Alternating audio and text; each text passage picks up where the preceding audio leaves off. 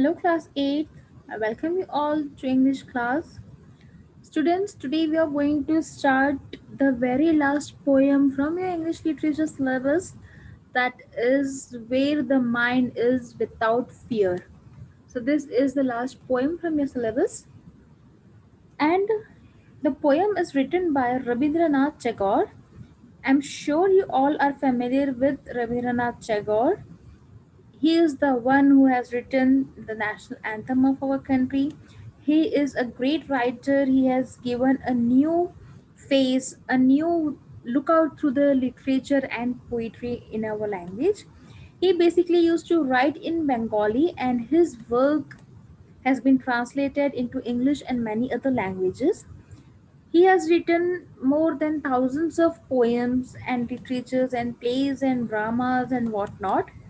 And his uh, he has written a collection of 35 poems in a entitled Gitanjali, okay, and for which he has received Nobel Prize, and he was the first person who is not an European to receive Nobel Prize for his writing. Okay, so the poem Where the Mind is Without Fear, ये poem Rabindranath Tagore ji ने लिखी थी independence के पहले, ठीक है, because Rabindranath Tagore ji की death हो चुकी थी हमें इंडिपेंडेंस मिलने के पहले.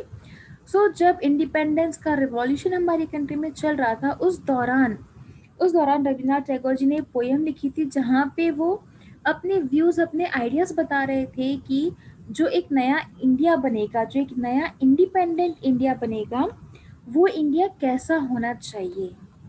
ठीक है, दैट इज जो भी प्रॉब्लम्स हम अभी फेस कर रहे हैं वो सब ना हो, कुछ एक नया ही, एक अलग ही फेस हो हमारे कंट्री का.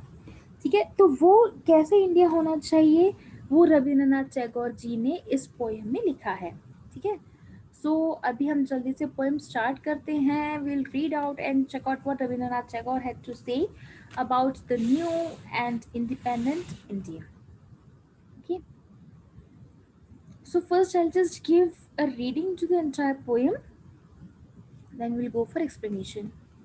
Where the mind is without fear and the head is held high, where knowledge is free, where the world has not been broken up into fragments by narrow domestic walls, where words come out from the depth of truth, where tireless striving stretches its arms towards perfection, where the clear stream of reason has not lost its way into the dreary desert sand of death habit, where the mind is led forward by thee into ever widening thought and action, into that heaven of freedom, my Father, let my country awake.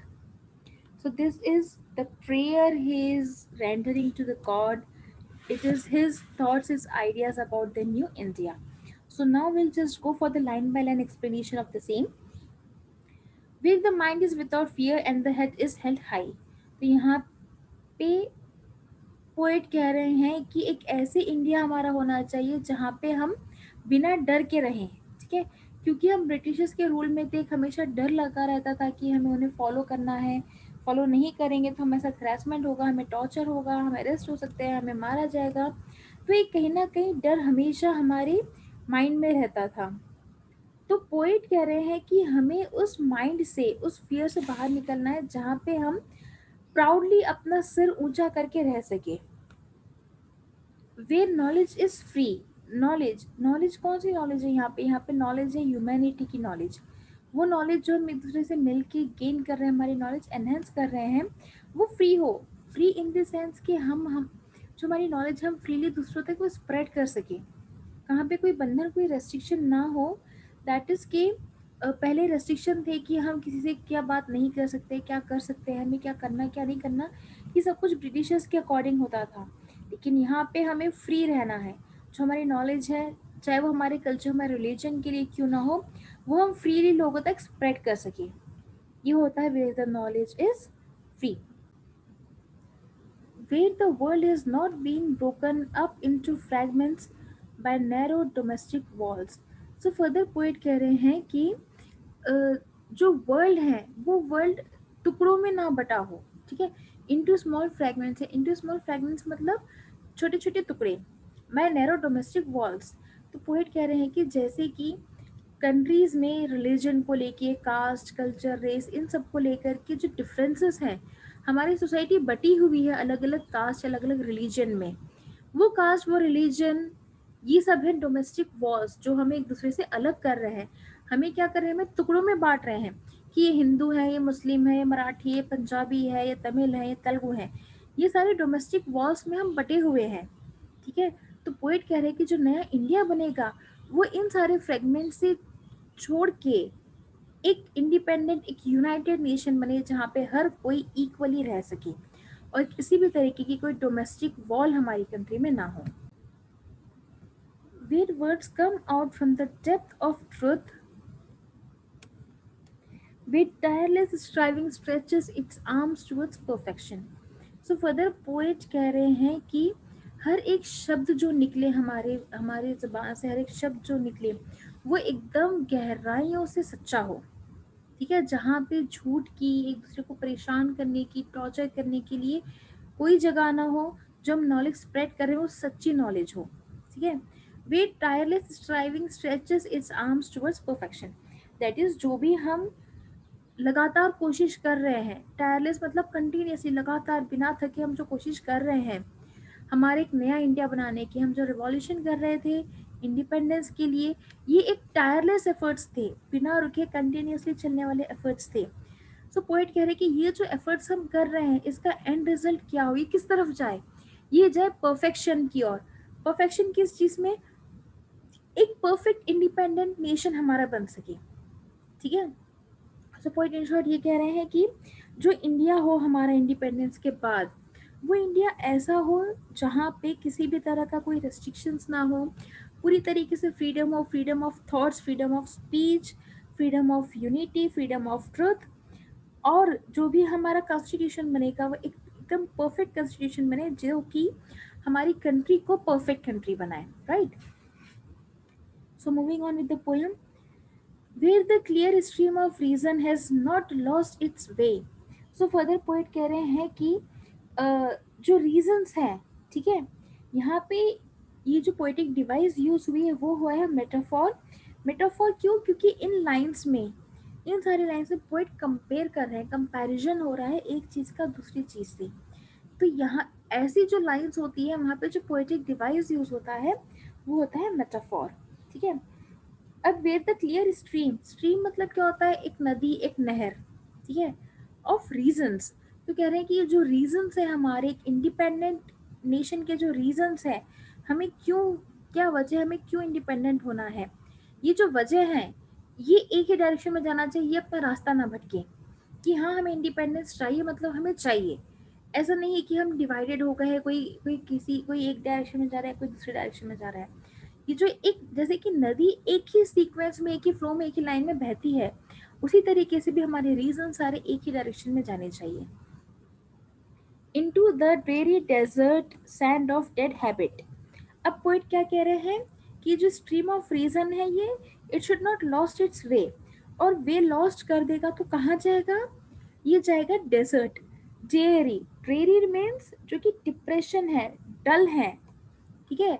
River है, stream है तो वो एक Joy, एक happy feeling देती है। Desert सूखा है तो हमें क्या देता है, हमें सैड फीलिंग देता है। तो कह रहे हैं कि जो हमारे रीजंस है ये नदी की तरह बहते रहने चाहिए, अगर ये अपना रास्ता भटक गए तो कैसे हो जाएंगे, डेजर्ट जैसे हो जाएंगे।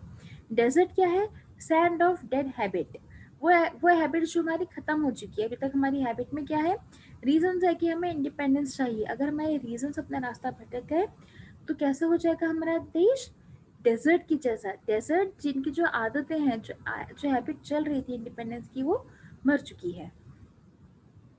Where the mind is led forward thee, यहाँ पे क्या हो रहा है, where the mind is led forward thee मतलब हमें ब्रॉड माइंडेड होना चाहिए, हमें बड़ा सोचना चाहिए, हमें ऊंचा सोचना चाहिए। छोटी सोच, डिस्क्रिमिनेशन करना, डिफरेंसेस करना, कास्ट रिलीजन बेसिस भेदभाव करना, अनटचेबिलिटी करना, ये सारी चीज़ों से छोड़ के हमें क्या करना है, हमें ब्रॉड माइंडेड बनना है। Into ever winding thought and action. तो ब्रॉड माइंडेड करके हमें क्या करना है, हमें करना है थॉट्स एंड एक्शन। जो हम सोच रहे हैं इंडिपेंडेंस के लिए, हम जो सोच रहे हैं उस चीज़ को इम्प्लीमेंट करना है, उस चीज़ को एक्शन में लाना है। ठीक है। Into that heaven of freedom. अब फर्दर पोएट कह रहे हैं कि वो जो हेवन ऑफ फ्रीडम होगा, कि जब हमारा कंट्री फ्री हो जाएगा, इंडिपेंडेंट हो जाएगा, तो वो किसी हेवन से कम नहीं रहेगा।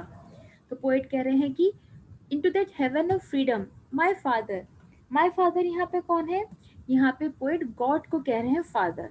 वो कह रहे हैं O God that is my father, ऐसा हेवन ऑफ फ्रीडम में let my country awake.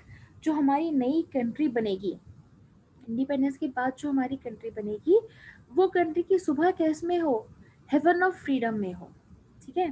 So in short, just concluding the poetry now, poet यहाँ पे कह रहे हैं कि जब हमारी कंट्री इंडिपेंडेंट हो जाएगी, पूरी तरीके से कॉलोनियल पावर खत्म हो जाएगा, जो रिवॉल्यूशन चल रहा है वो सारे रिवॉल्यूशंस खत्म हो जाएंगे, उस टाइम पे जो जो नया कंट्री बनेगी वो कैसी हो, वो ऐसी कंट्री हो जहाँ पे हम बिना किसी डर के रह सके। जो हमारा माइंड है, जो हमारी सोच है, हम एक इंडिपेंडेंट सोच रख सके और गर्व से अपना सर ऊंचा करके चले। क्यों? क्योंकि ब्रिटिशर्स के सामने हमें सर झुका कर रहना पड़ रहा है।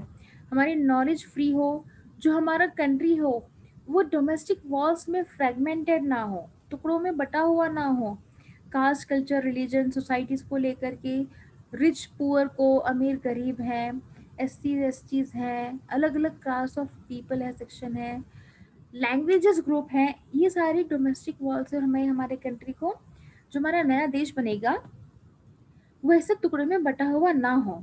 ठीक है। और जो वर्ड्स हमारे मुंह से निकले वो पूरे सच्चे वर्ड्स निकले, और ये जो हमारे एफर्ट्स हैं एक नया इंडिया बनाने का, ये परफेक्ट परफेक्ट तरीके से बनना चाहिए। फर्दर पॉइंट कह रहे हैं कि जो हमारे रीजंस है, जो हमारी कोशिशें हैं इंडिपेंडेंस लाने की, ये सही दिशा में चलनी चाहिए। अगर ये रास्ता भटक जाते हैं रीजंस, तो क्या होगा, डेड हैबिट, जैसे कि डेजर्ट हो जाता है वैसे हमारा देश हो जाएगा। और फर्दर पॉइंट कह रहे हैं कि हमें ब्रॉड माइंडेड बनना चाहिए, जहाँ पे हम सारी पुरानी चीज़ों को छोड़ के नई चीज़ों को एक्सेप्ट करें, इक्वालिटी और यूनिटी लाएं। और ये जो हमारे थॉट्स हैं, इन थॉट्स को हमें एक्शन में कन्वर्ट करना है, तभी हमें इंडिपेंडेंस मिलेगा। एट द एंड पोएट भगवान से ये प्रे कर रहे हैं कि जब फ्रीडम के बाद मेरा देश जागेगा, तो फ्रीडम कैसा हो, हेवन जैसा फ्रीडम हो, जहाँ पे ऊपर कही वाली सारी पॉइंट्स ना हो। ठीक है। So this was such a wonderful poem by Rabindranath Tagore. I hope it is clear to you all. And if you have any doubt, you can ask me anytime. Okay. Thank you, everyone.